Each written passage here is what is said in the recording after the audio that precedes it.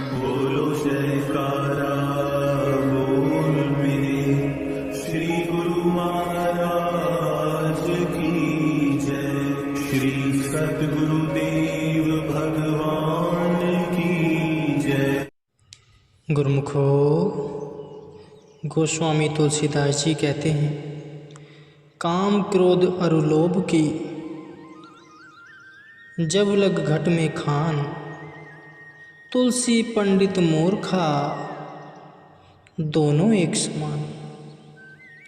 अर्थात जब तक जीव के मन में काम, क्रोध, लोभ, मोह वह अहंकार आदि पांचों शत्रुओं का साम्राज्य बना हुआ है तथा वह अपने मनुष्योचित कर्तव्य से विमुख है, उस अवस्था में पंडित विद्वान व मूर्ख दोनों का एक समान ही स्तर है। इसी पर एक प्रश्न मैं आपको बताता हूँ। किसी नगर में एक महात्मा जी आश्रम बनाकर रहा करते थे।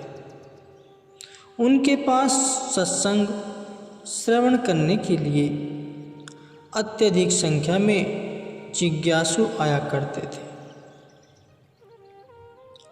महात्मा जी ने एक दिन लालच बुरी बला है इस विषय पर सत्संग किया कि लोभी मनुष्य लालच के वश में आकर अपनी बुद्धि को खो बैठता है। विचारहीन हो जाने के कारण वह मनुष्यता के पद से भटक जाता है। इसलिए प्रत्येक मनुष्य को लालच से बचना चाहिए। सत्संग मंडली के उन श्रोतागणों में एक जोहरी भी आया करता था। उसको यह बात अच्छी न लगी, अतः महात्मा जी से उसने कहा कि महाराज, आप जो फरमाते हैं कि लालच बुरी बला है, सो मुझे यह तो बताएं कि लोभ वस्तुतः क्या वस्तु है। इसका प्रत्यक्ष में कोई प्रमाण तो दिखाइए कि लोभ का प्रत्यक्ष स्वरूप कैसा है तथा लोभी व्यक्ति कैसे बुद्धिमान हो जाता है। महात्मा जी ने कहा कि भक्त जी, फिर कभी आपको उसका लोभ का प्रत्यक्ष रूप दिखा दिया जाएगा। कई दिन बीत जाने पर भी महात्मा जी को उस चोरी भक्त का प्रश्न न भूला था। महात्मा जी ने अपने आश्रम पर एक पालतू कुत्ता पाल रखा था। नगर के कई सेठ साहूकार महात्मा जी के अत्यधिक श्रद्धालु थे। एक दिन महात्मा जी ने एक सेठ से कहा कि हमें कुछ समय के लिए एक कीमती लाल की आवश्यकता है। उस सेठ भक्त ने बिना कारण पूछे ही दूसरे दिन महात्मा जी को लाल ला कर दे दिया, जो कि हजारों का मूल्य का था। महात्मा जी ने उस लाल को लेकर आश्रम के कुत्ते के गले में पट्टे के साथ बांध दिया। नित्य की भांति जब सब प्रेमीजन सत्संग श्रवण करने के लिए आए तो उनमें वह जोरी भक्त भी आया। तत्पश्चात महात्मा जी ने प्रतिदिन की भांति सत्संग आरंभ किया। कुत्ता भी सब संगत के पीछे एक कोने में जूतों के पास बैठा था। जोहरी ने देखा कि आश्रम के कुत्ते के गले में आज एक कीमती लाल बंधा हुआ है। वह आश्चर्यचकित हो दिल में कहने लगा कि यह महात्मा लोग क्या जाने इतना मूल्यवान लाल एक कुत्ते के गले में बांध रखा है।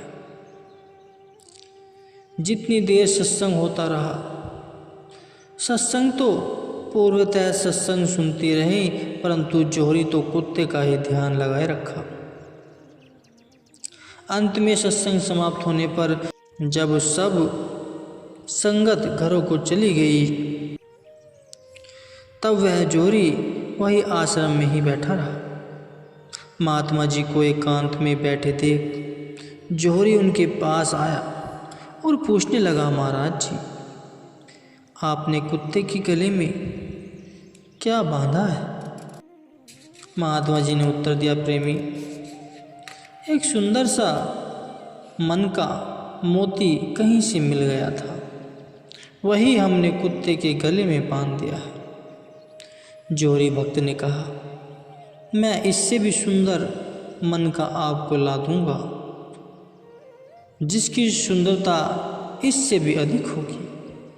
वह आप कुत्ते के गले में बांध देना और वह मुझे दे दे। महात्मा जी बोले, यही मन का ही बंधा रहने दो। हमने कौन सा कुत्ते को प्रदर्शनी नुमाइश में भेजना है जो इससे बढ़कर सुंदर मन का इसके गले में बांधे। साधारण मन का ही ठीक है। यही घर पर ही तो इसने बैठे रहना है। अतः जो मन का बंधा हुआ है इसी को ही रहने दो। जौहरी को यह पता न था कि महात्मा जी ने यह सब रचना मेरे लिए ही रचाई है। जौहरी ने कई प्रयत्न किए कि किसी उपाय से यह लाल मुझे प्राप्त हो जाए, क्योंकि वह जानता था कि इसका मूल्य कई हजार रुपये तक का है। उसके बार बार आग्रह करने पर भी महात्मा जी ने एक ही उत्तर दिया कि कुत्ते के गले में यही मन का बंधा रहने दो। अंत में लोभ के अधीन होकर उसने महात्मा जी से पूछा कि आप मुझे यह मन का किसी भी उपाय से दे सकते हो? महात्मा जी ने स्वीकृति में कहा, हाँ, उस अवस्था में दे सकते हैं जो मनुष्य कुत्ते के साथ बैठकर खाना खाकर स्वीकार करे। लोभी मनुष्य क्या कुछ करने को तैयार नहीं होता। ठीक यही दशा उस जौहरी की भी थी। उसकी बुद्धि पर लोभ का आवरण छा गया था। वह लोभीहीन होकर कहने लगा, महात्मा जी, मुझको यह आपकी शर्त स्वीकार है। जैसे आप कहें वैसा ही कर दूंगा। आपके वचनों पर मुझे कोई आपत्ति नहीं। दूसरे दिन सत्संग की समाप्ति पर जब सब संगत अपने अपने घरों को चली गई, तब महात्मा जी ने पतली पतली खीर बनवाई और ठंडी करके थाली में डाल दी। कुत्ता उसे खाने लगा और एकदम ही थाली की संपूर्ण खीर जूठी कर डाली। अब जौहरी भी महात्मा जी की कल वाले की गई शर्त के अनुसार थाली में से खीर खाने को तत्पर हुआ। कुत्ते की जूठी खीर उठाकर मुंह में डालने लगा ही था कि झट से महात्मा जी ने उसका हाथ पकड़ लिया और कहा कि लो भक्त जी, देख लो, यह है लोभ का प्रत्यक्ष स्वरूप। कुछ दिन पूर्व तुमने हमसे लोभ का प्रश्न प्रमाण दिखाने के लिए कहा था। अब स्वयं अपनी आंखों से देख लो कि आज तुम स्वयं ही लोभ का रूप बने हुए हो तथा लालच के वशीभूत होकर एक कुत्ते की जुठनी खाने तक को तैयार हो गए हो। क्या यह धन जिसके लिए तुम मनुष्य होकर इतना नीच कर्म कर मनुष्यत्व से गिर रहे हो, मरते समय तुम्हारे साथ क्या जाए? जौहरी भक्त महात्मा जी की चेतावनी से अपने किए हुए पर बहुत लज्जित हुआ और उनके चरणों पर गिरकर क्षमा याचना करने लगा तथा भविष्य में लोभ आदि का परित्याग कर पूरा सत्संगी व भक्त बन गया। इससे यह स्पष्ट होता है कि किस प्रकार लालच के वशीभूत होकर जोहरी ने कुत्ते के साथ खीर खाने तक का स्वीकार कर लिया और अपने मनुष्यत्व को नितांत ही विस्मृत कर बैठा। सच कहते हैं कि यह माया ऐसी लुभावनी है जो कि अपनी क्षणिक चमक दमक दिखाकर जीव को पथ भ्रष्ट कर देती है तथा 84 लाख योनियों में जा गिराती है। संत महापुरुषों को जीवों को मायावी जाल में फंसते देख करुणा दया आ जाती है। वे मानव मात्र के प्रति बारंबार यही उपदेश करते हैं कि प्रत्येक मनुष्य को अपनी मनुष्यता की सीमा में ही सीमित रहना चाहिए। प्रारंभ अनुसार जीव को जो कुछ भी मिलता है उसी पर संतुष्ट रहकर निष्काम कर्मों की ओर अग्रसर होना चाहिए। यही मनुष्य जीवन का वास्तविक उद्देश्य है।